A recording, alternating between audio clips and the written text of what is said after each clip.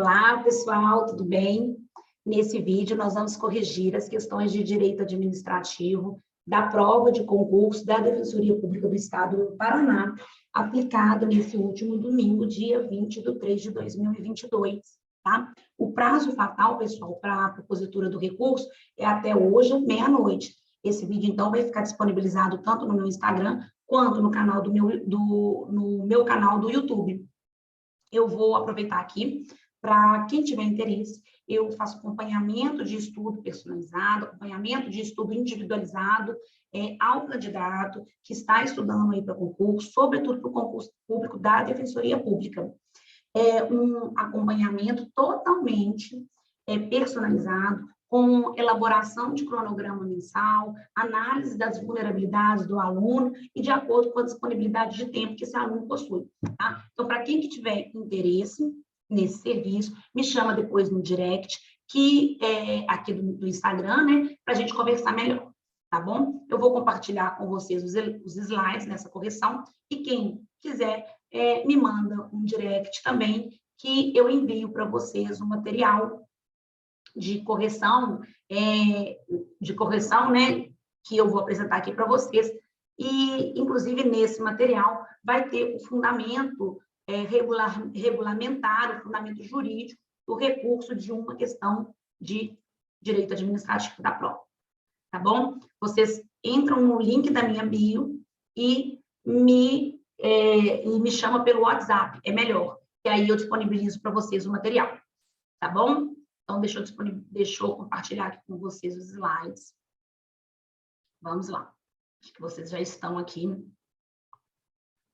vendo, né, os slides. Então, aqui, a correção, aqui tem, pronto, minha apresentação pessoal, meus contatos nas redes sociais. Vamos lá, na questão 85. Essa questão, a gente trata da nova lei de licitação, e a resposta correta é a letra E. O que a gente tem que saber? Em primeiro lugar, a nova lei de licitação e contratos, ela entrou em vigor na data da sua publicação, dia 1º de abril de 2021. Dia da mentira, 1º de abril de 2021. Então, a partir dessa data, 1º de abril de 2021, já se pode adotar as disposições dessa nova lei, tá? Então, não há vacatio legis dessa nova lei. O artigo 194 da lei, o que ela diz? Que a lei, ela entra em vigor na data da sua publicação, tá? Ela entra em vigor na data da sua publicação. Por outro lado, o que a gente tem? Nós temos o artigo 193, que diz o quê? O artigo 193 da lei diz o quê? Que os artigos 98 a 108 da Lei 8666, eles estão revogados, e também vai se revogar a Lei 8666, a Lei do Pregão e a Lei do RDC, após decorridos 2 anos da publicação dessa lei. Então, gente, repare que apenas os artigos 89 a 108, que tratam de quê? Dos crimes contra a licitação, que foram imediatamente revogados pela Lei 14.133. E eles foram substituídos pelo artigo 178 da nova lei, que alterou, inclusive, também o Código Penal. A revogação da Lei 8666, da Lei do Pregão e do RDC, ela vai só ocorrer efetivamente após 2 anos da publicação dessa lei, ou seja, no dia 1º de abril de 2023.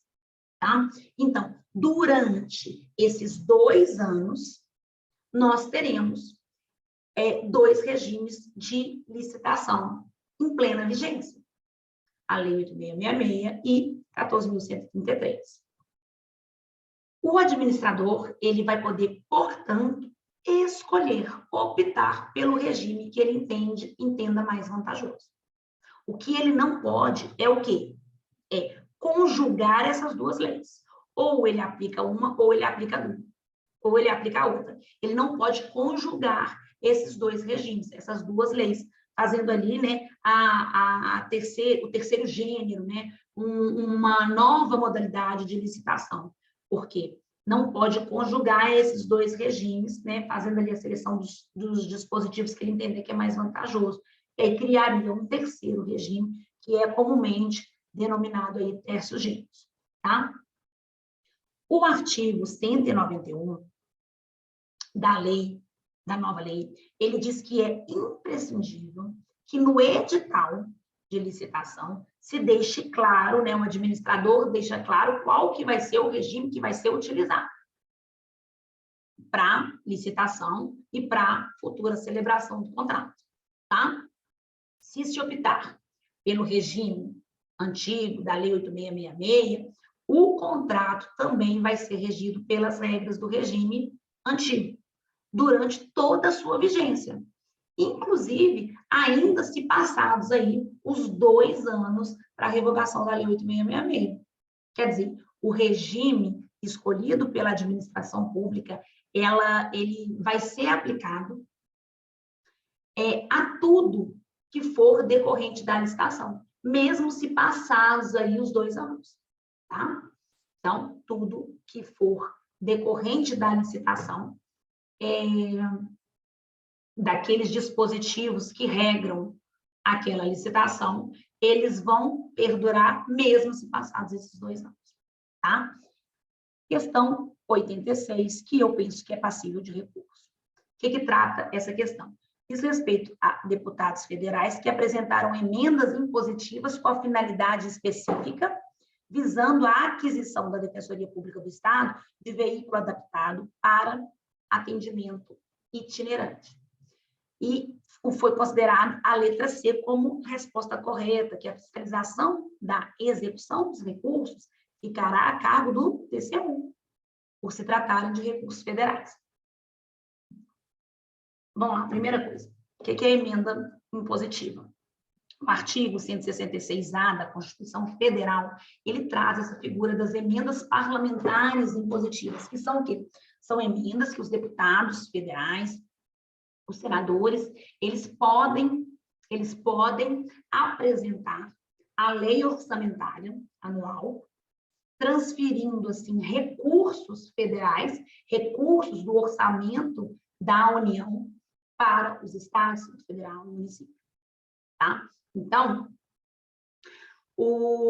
essa emenda impositiva é a possibilidade de se transferir recursos federais para os outros entes federativos, Estado, Distrito Federal e município.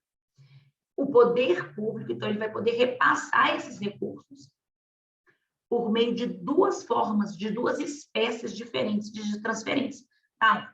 Transferência especial e transferência com finalidade definida, tá?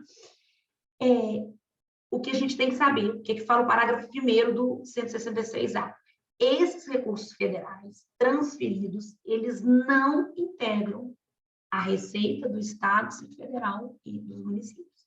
Isso está lá no parágrafo 1º do 166-A e também no parágrafo 16 do 166, do artigo 166 da Constituição, tá? Vamos falar aqui da transferência com finalidade específica que diz respeito à prova. Está lá no parágrafo 4º.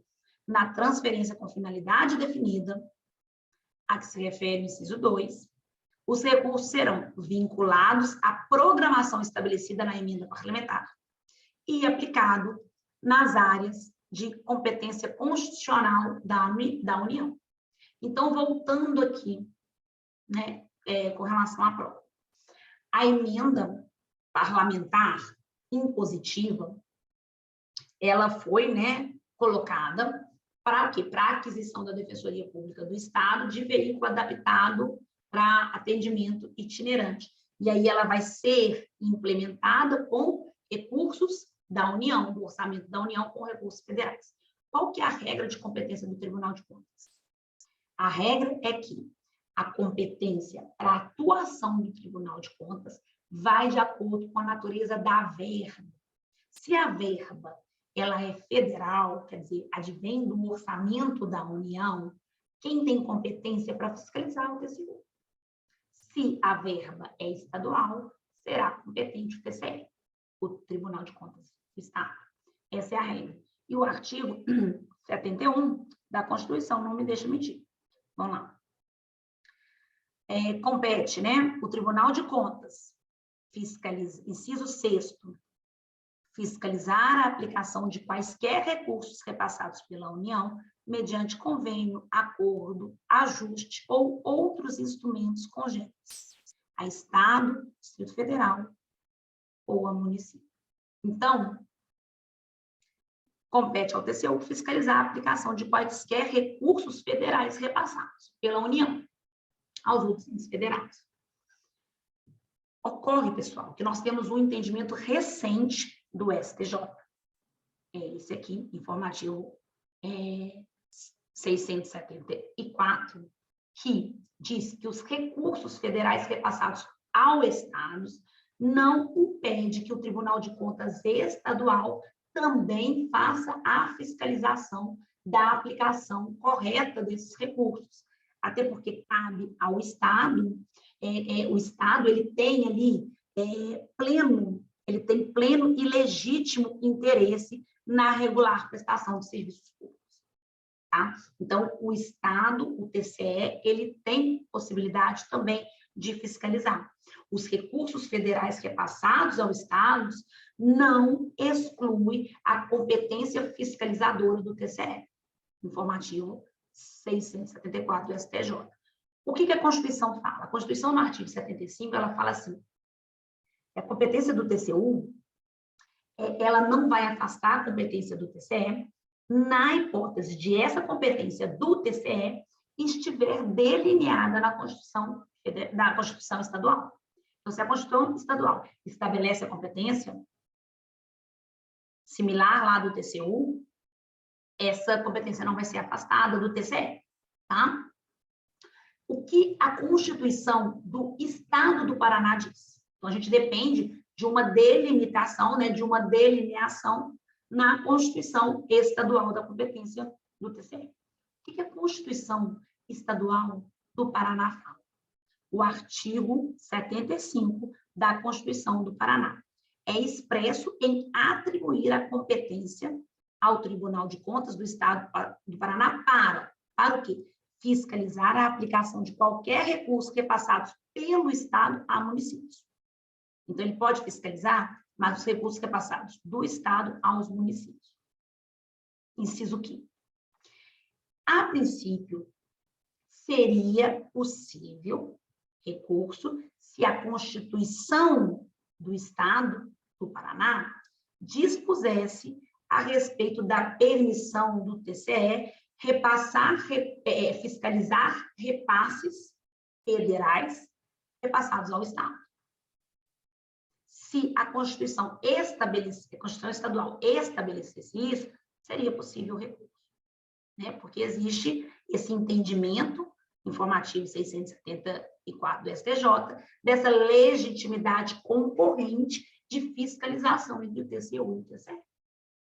No caso da Constituição do Paraná, não há essa permissão, né? O TCE só pode fiscalizar os repasses de verbas estaduais aos municípios.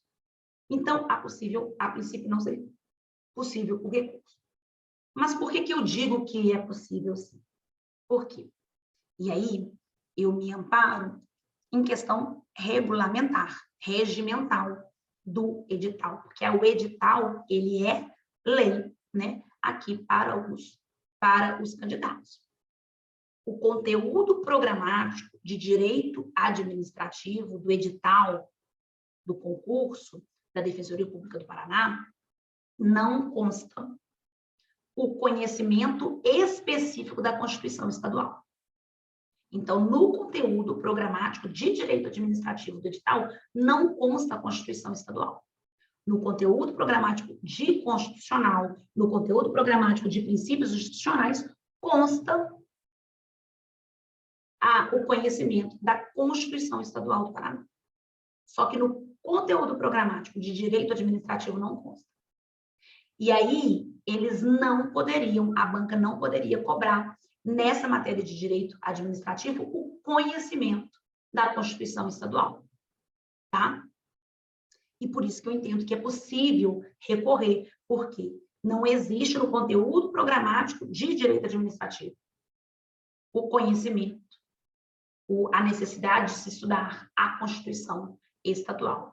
E também por considerar que existe o entendimento, que é o que eu coloquei aqui, o informativo 674 do STJ, que admite a possibilidade de legitimidade concorrente, de fiscalização do TCU e do TCE, se a Constituição estadual estabelece. E aqui, ó, no nosso edital, diz que a prova objetiva, as matérias da prova objetiva versarão sobre as disciplinas constantes no conteúdo programático do anexo 1. E no anexo 1, quando a gente vai lá em direito administrativo, não existe cobrança da Constituição estadual. E aí a gente vai na parte específica de controle da administração, que diz respeito ao Tribunal de Contas. O que se fala aqui, ó, controle da administração pública, controle externo, e aí inclui o Tribunal de Contas, controle interno, controle externo parlamentar direto, com auxílio do Tribunal de Contas e a Constituição Federal. Não se menciona a Constituição Estadual. Por isso, eu acho que é passível de recurso, tá bom? Vamos avançar à questão 87. A questão 87, ela diz respeito à responsabilidade civil do Estado e os entendimentos, né, do Tribunal Superior. A gente sabe que o artigo 37, parágrafo 6º, coloca lá a responsabilidade civil do Estado. Ela é objetiva de acordo com a teoria do risco administrativo. Com relação à omissão estatal, a doutrina, ela entende que a omissão, ela ainda é de natureza, é uma responsabilidade subjetiva, exige averiguação ali de dolo e culpa do agente estatal. Mas a omissão, se essa omissão ela for específica, se ela for específica e não genérica, se ela for específica, o STJ tem entendido, né, em várias decisões aí do STJ, tem entendido que a responsabilidade ela é objetiva. Morte de detento, seja por assassinato, seja por suicídio nas dependências da unidade prisional, a responsabilidade é objetiva. Por quê? Em razão do dever, né, de observância do artigo 5º, inciso 49, que diz que é assegurado, né, aos presos respeito à integridade física e integridade moral, e também o Estado tem o dever de custódia. Mesmo se for, então, suicídio, o Estado vai responder objetivamente. Por quê? Porque ele tem o dever de zelar pela integridade física e moral dos presos. A única exceção que o Estado não vai responder objetivamente é se o Estado, se ficar demonstrado que o detento ele iria morrer de qualquer jeito. Por exemplo, um suicídio imprevisível, não é o caso da prova, né? Ele estava muito abalado, então era possível, era previsível esse ato por parte do detento, ou também se, por exemplo, a pessoa tem uma cardiopatia grave e ia morrer de qualquer jeito, tá? Então, aí vai afastar o nexo causal. Mas, fora esses casos, quando o Estado ele garante, a responsabilidade é objetiva. No caso de erro judiciário, que é o inciso 3, também o Estado responde. O Estado responde por erro judiciário, a responsabilidade ela é objetiva. E aí, né, inclui aí o dever de indenização por danos morais e materiais. A regra é que o Estado, vamos melhorar aqui, a regra é que o Estado, os atos tipicamente jurisdicionais do Poder Judiciário não ensejariam ali responsabilidade civil do Estado. No entanto, nós temos exceção, o artigo 5º, inciso 75 da Constituição. O Estado indenizará o condenado por erro judiciário, assim como o que ficar preso além do tempo fixado na sentença. Então, nesse caso, erro judiciário e prisão além do tempo, é cabível indenização. Erro judiciário é aquele erro teratológico, aquele erro substancial, aquele erro inexcusável. E a doutrina entende que esse erro ele tem que cingir, ele tem que estar de acordo com a jurisdição penal para fins de responsabilização do Estado, tá? Além disso, esse erro judiciário ele tem que estar comprovado, né, com a coisa julgada, e essa coisa julgada ser desconstituída por meio de ação rescisória, ou, no caso aqui, revisão criminal, tá? Aí a gente tem também o artigo 630 do CPP, que diz que o tribunal se o interessado o requerer, poderá reconhecer o direito a uma justa indenização aos prejuízos sofridos. Com relação ao visitante em penitenciário, que é feito de refém, não ocorre lisão, depois ele é liberado, aí também é responsabilidade objetiva, por quê? Porque o Estado ele tem o dever de proteger a integridade física e moral e psicológica de qualquer pessoa que esteja ali dentro das unidades prisionais, tá? Questão 88, ela diz respeito aqui à ouvidoria, e aí o embasamento é legal, tá? Artigo 36 da Lei Complementar, inciso 8º. 89 diz respeito à Lei Geral de Proteção de Dados, né? E tá certo. E que essa Lei Geral de Proteção de Dados, gente, ela dispõe sobre o tratamento de dados pessoais, inclusive, né, nos meios digitais, de dados pessoais de pessoa natural ou de pessoa física, ou de pessoa jurídica, seja pessoa jurídica de direito privado ou de direito público. Tá? E por que é necessário essa LGBT, desculpa, gente, por que é necessário essa LGPD? Por que ela é necessária? O artigo 1º responde que o objetivo é o quê? É proteger direitos fundamentais de liberdade, de privacidade, além ali do livre desenvolvimento da personalidade da pessoa natural, tá? Quando a lei fala sobre o tratamento dos dados pessoais, nós temos 2 dados. Nós temos os dados pessoais, estricto sensu, que diz respeito à informação relacionada à pessoa natural, identificada ou identificável, ou dados pessoais sensíveis, que diz respeito ao quê? A dado pessoal sobre origem racial, étnica, convicção religiosa, e aí depois vocês dão uma lida, tá? Do que se trata. E aí também é dado pessoal sensível aquelas referentes à saúde, que é o caso da prova. E quando que vai ser possível fazer esse tratamento dos dados pessoais sensíveis? Então, a gente tem aqui no artigo 11, o tratamento dos dados pessoais sensíveis somente poderá ocorrer nas seguintes hipóteses: com o consentimento do titular para finalidade específica ou sem consentimento. E quais são as hipóteses? Aí a gente tem aqui, para tratamento compartilhado de dados necessários à execução pela administração pública de políticas públicas previstas em leis e regulamentos. Tá? Então, era essa a questão. Questão 90 diz respeito à Lei Complementar 101, que é a Lei de Responsabilidade Fiscal, e fala sobre a limitação de empenho. O que é a limitação de empenho, gente? Limitação de empenho é o contingenciamento, que a gente sempre ouve falar, né? Que é o bloqueio de despesas que estão previstas previamente na lei, na LOA, tá? Quer dizer, é uma limitação. A limitação de empenho é o quê? É um procedimento que a administração adota para quê? Para assegurar o equilíbrio entre as despesas, entre a execução das despesas e a disponibilidade de recursos. Por quê? Para a realização de despesas, depende diretamente de quê? De arrecadação de receita.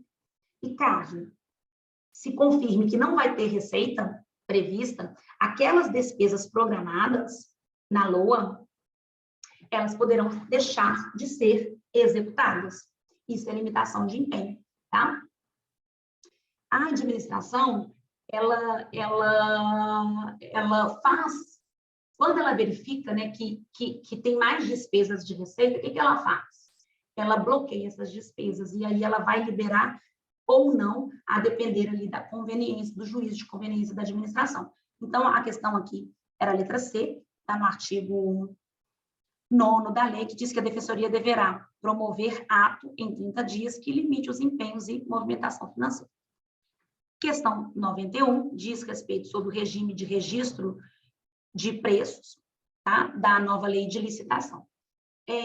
Essa nova lei de licitação, gente, ela estabeleceu uma regulamentação mais completa, mais robusta em relação ao sistema de registro de preço, está lá no artigo 82 a 86. Esse sistema de registro de preço não é uma modalidade de licitação, ele é um mecanismo, ele é um procedimento para auxiliar na licitação e na contratação. E quando que ele vai ser utilizado? nós temos alguns incisos que explicam quanto que ele vai ser utilizado. Quando a administração, por exemplo, quiser comprar, adquirir, contratar ali serviços de forma continuada, quando a administração não sabe ao certo a quantidade que tem que ser contratada, depois vocês dão uma olhada lá no artigo 82. Então, atenção, o sistema de registro de preço, ele não é só utilizado para a aquisição da administração pública, poderá também, né, esse sistema poderá ser aplicado também para as questões relativas à prestação de serviço, inclusive de engenharia de obras. Isso está lá no parágrafo 5º, tá? Questão 92 e derradeira, também nova lei de licitação e contratos administrativos por prazo indeterminado. A nova lei de licitação, ela não repetiu que a lei 866 dizia que era vedado o contrato por prazo indeterminado. Muito antes, pelo contrário. A nova lei, ela previu a possibilidade, pelo menos de uma situação, em que o contrato por prazo indeterminado vai ser expressamente permitido, está lá no artigo 109. Então, pessoal, é isso que eu tinha para conversar com os senhores. Eu espero que, né, vocês tenham entendido, espero que tenham ido bem na prova. Eu acredito que a nota de corte, ela vai ficar aí, né, para ampla concorrência 62 e para cota 60, da mesma forma que está ali no olho na vaga. Eu fico aqui à disposição, quem quiser, né, aí, os serviços de acompanhamento individualizado, depois me procure para a gente conversar melhor, tá? Grande abraço a todos, grande abraço a todas e até a próxima.